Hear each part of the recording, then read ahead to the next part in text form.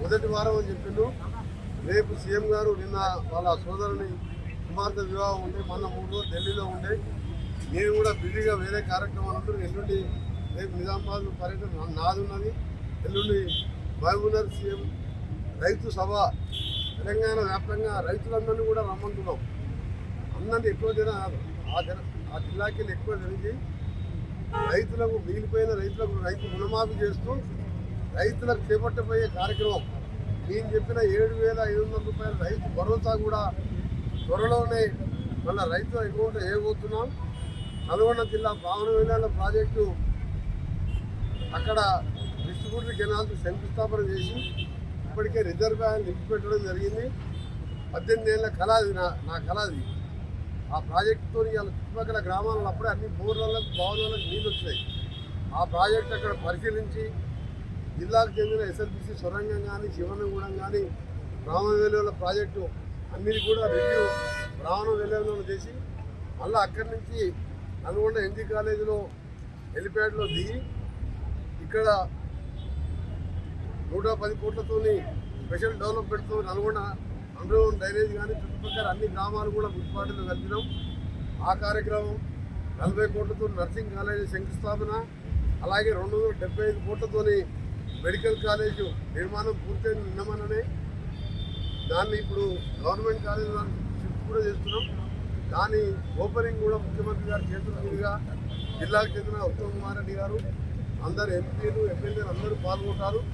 ఒక పెద్ద బహిరంగ సభ కూడా ఆ రోజు సాయంత్రం నిర్వహిస్తూ జిల్లాలో మిగిలిపోయిన అభివృద్ధి కార్యక్రమాలు అన్నీ చేసే విధంగా ఆ రోజు ముఖ్యమంత్రి గారితో చేస్తున్నాం. జిల్లాకు సంబంధించి పాత టౌన్ హాల్లో కొత్త లైబ్రరీ బిల్డింగ్ కూడా శంకుస్థాపన చేయబోతున్నారు ముఖ్యమంత్రి గారు. దానికి సంబంధించి దాంతోపాటు ఇక్కడ మన లతీఫ్సాగుట్ట, అలాగే అక్కడ అటు సైడ్ నుంచి బ్రహ్మంగారు మనం 2 ఘాట్ రోడ్లకు కూడా శంకుస్థాపన చేయాలని ఇప్పటికే ఎస్టిమేట్ చేసినాం. అది ప్రాసెస్లో నిన్ననే రివ్యూ చేశాను మా ఆర్ఎన్బి డిపార్ట్మెంట్కి వెళ్ళి.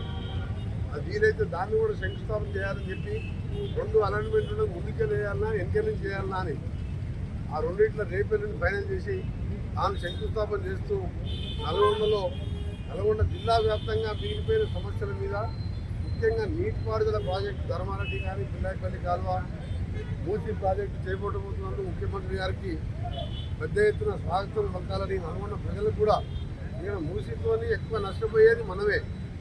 ఆ మూసి 1 కోటి మంది అక్కడ డ్రైనేజ్ కానీ పరిశ్రమల వ్యర్థాలు వచ్చేది, నాశనం అయ్యేది మన ఆరోగ్యాలు.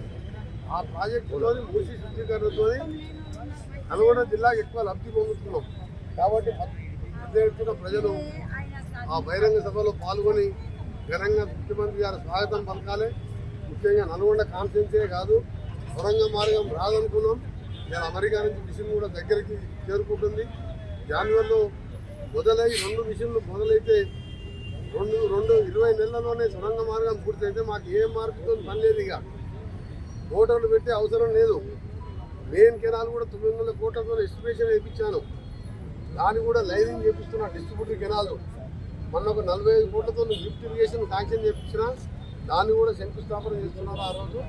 ఇవన్నీ కూడా త్వరలో రేపు సాయంత్రం ఖచ్చితమైన డేట్ ప్రకటిస్తాం. పిలుచుకొని ఫిబ్రవరి మార్చిలో 6 నెలల జాతీయ రహదారిగా మల్కాపూర్ వరకు మననే నేను ఎంపీగా ఉన్నప్పుడు చేయించిన.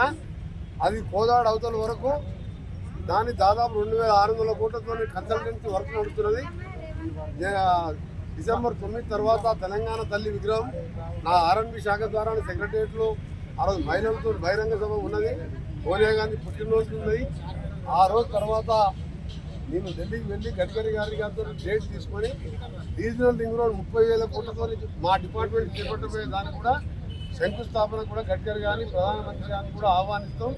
ఆ అభివృద్ధి కోసం కేంద్రంతో రాజకీయంగా కొట్లాడతాం. అభివృద్ధి కోసం నిధుల కోసం కొట్లాడి నిధులు తెచ్చుకుంటాం. మంచిగా ఉండి నిధులు తెచ్చుకుంటాం. దానికోసమే హైదరాబాద్ విజయవాడ రోడ్డు కూడా ఆ రోజు గడ్కరీతో డిస్కస్ చేసి ఫైనల్ చేయడం జరుగుతుంది. నల్గొండ రీజనల్ రింగ్ రోడ్డు కూడా టెండర్ పిలవడం జరిగింది. అది కూడా త్వరలో పనులు ప్రారంభమవుతాయి. జ్యోతిరావు పూలే 134వ వర్ధంతి సందర్భంగా వారు ముందుగా నివాళులు అర్పిస్తూ వారు 1827లో జన్మించి ఆ కాలంలో నిరక్షరాస్యత, మహిళలందరూ చదువుకోవాలని, అక్షరాస్యతతోనే అభివృద్ధి సాధ్యమని చెప్పి చైతన్యం తీసుకొచ్చి జ్యోతిరావు పూలే కాదు, సావిత్రిబాయి పూలే కూడా ఆ రోజుల్లోనే స్ఫూర్తి కలిగించిన నేతలు వాళ్ళు. అలాంటి నేతలు ఈరోజు మన తెలంగాణ రాష్ట్రంలో, ఆంధ్రప్రదేశ్లోనే కాంగ్రెస్ పార్టీ ముఖ్యమంత్రి రాజశేఖర రెడ్డిగా ఉన్నట్టు మొట్టమొదటి విగ్రహం ఇక్కడ పెట్టడం జరిగింది. ఈరోజు మళ్ళా కాంగ్రెస్ పార్టీ ప్రభుత్వం బీసీలకు వారి తమాషా పాపులేషన్ ప్రకారం చేయాలని కులగణన కార్యక్రమం చేపట్టి 99% అన్ని జిల్లాల్లో పూర్తయింది. తెలంగాణలో త్వరలో ఆ రిపోర్టుని సమగ్రంగా దాన్ని రేపు వచ్చే అసెంబ్లీ సమావేశంలో చర్చించి దాని మీద ఒక హైకోర్టు ఆదేశాల మేరకు చట్టపరమైన కమిషన్ కూడా వేయడం జరిగింది. అందరూ ఏమిటంటే ఆషామాషిగా చేస్తున్నారు. కానీ దేశంలో తెలంగాణ రోల్ మోడల్ కావాలి. బీసీలు జనాభా ప్రకారం వాళ్ళకు అన్ని అభివృద్ధిలో కానీ, రాజకీయ పదవులలో కానీ అన్నింటిలో కూడా ఆ వాటా రావాలని ఇవాళ దేశంలో రాహుల్ గాంధీ గారు ఎన్నికల ముందు చెప్పిన మాట ప్రకారం ఇవాళ మా ప్రభుత్వం, మా గౌరవ ముఖ్యమంత్రి రేవంత్ రెడ్డి గారు, మంత్రివర్గం మేమందరం కూర్చొని ఇవాళ ఇంటింటికి ఎన్ని రేటులను పెట్టించి మీరు చూస్తూ 75 ప్రశ్నలు ప్రతి ఒక్కటి అందరూ ఎందుకు అనుకుంటున్నారని, రేపు ఎవరన్నా దీనికి వ్యతిరేకంగా కోర్టులో పోయి కావాలని ఎక్కడ కాంగ్రెస్ ప్రభుత్వానికి పేరు వస్తుందని చెప్పి కోర్టులో పోయినా నిలవకుండా జాగ్రత్తగా ఎమ్మెల్యేసీ కార్యక్రమం 99.99% అంటే నల్గొండలో 100% చేసిన మొట్టమొదటి జిల్లా నల్గొండ జిల్లా. ఈ సందర్భంగా మా జిల్లా కలెక్టర్ గారికి, మా యంత్రాంగానికి కూడా వాళ్ళకు కూడా అభినందనలు తెలియజేస్తున్నాం. త్వరలోనే ఇది అందరూ కూడా 100% రేపటి అయిపోతున్నది. ఆ తర్వాత దీన్ని తెలంగాణలో అమలు పరిచే విధంగా దీన్ని కార్యక్రమాన్ని తీసుకోవడం, విధంగా తెలంగాణ ప్రజలందరూ కూడా కాంగ్రెస్ పార్టీ చేసే ఈ మంచి కార్యక్రమం ఏ రాష్ట్రంలో చేయలేదు. ఇన్ని రాష్ట్రాలలో బీజేపీ ప్రభుత్వాలు ఎక్కడన్నా ఇది చేయలే. ఆ కార్యక్రమాలు పేరుకు మోడీ గారు ఓబీసీ ముఖ్యమంత్రి అని చెప్తారు. ఆయన దాని గురించే మాట్లాడాడు. టీఆర్ఎస్ వాళ్ళకైతే ఆ సోయినే లేదు వాళ్ళకు.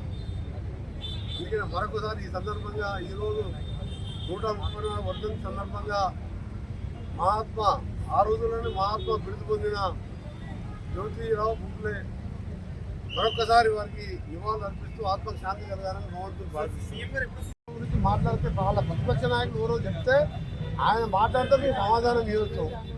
వాళ్ళిద్దరి గురించి నేను మాట్లాడిస్తే వాళ్ళు నా స్థాయి కాదు. ఎందుకంటే వాళ్ళు కేసీఆర్ అల్లుడు, కేసీఆర్ కొడుకు చేయబట్టి వచ్చిండు. నేను కిందికి వెళ్ళి గ్రామీణ ప్రాంతంలో రైతు కుటుంబంలో వచ్చి నాయకునైనా అల్లుడు కొడుకు సమాధానం చెప్పే అవసరం ఏంది? ఆ మునగాడు ఆ ఫామంలో వండుకుంటుగా బంగారు తెలంగాణ చేస్తారని 7 లక్షల కోట్లు అప్పు చేసి కేసీఆర్ మాట్లాడితే కేసీఆర్ గుర్తులాలకు పోదామంటే నేను కూడా ఆయన కూడా గుర్తులానికి వస్తా. ఈ పిల్లగాళ్ళని బట్టి మేము మాట్లాడడం, వాళ్ళ దాని మీద మేము కామెంట్ చేయలేదు.